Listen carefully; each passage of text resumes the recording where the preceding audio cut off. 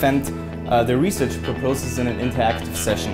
And it also says that in an inspiring academic environment, the students will receive critical and constructive feedback.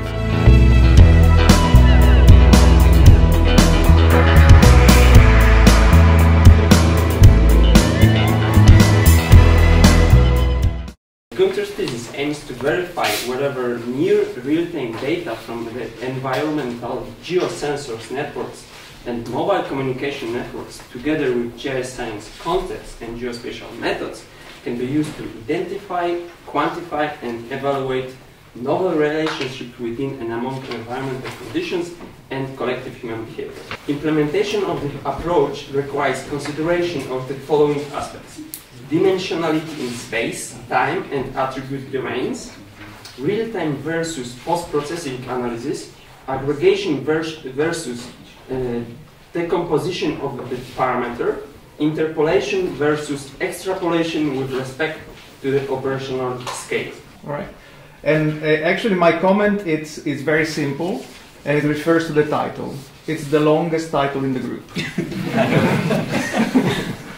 So let's be a bit more precise about that comment, right? You need to narrow it down and to be more clear about what you're actually going to do. So why the questions that you want to address are important? So to who are important? So you're trying to figure out this relationship between environmental parameters, human behavior. So what questions exactly you want to explore, and why are they important? To who are they important? What are they in specific, right? What do you really want to address?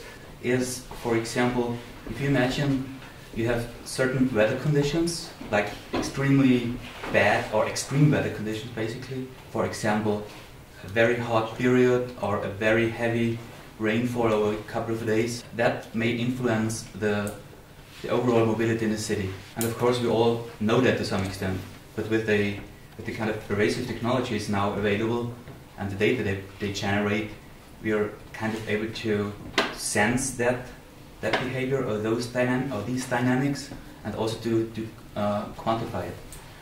And this may be used, for example, emergency management. I had quite fun reading it, because also with this combination of these collective sensing in this term and the analysis of the human behavior and the relationship between the environment, for me it's also driven towards nature-based simulations, maybe.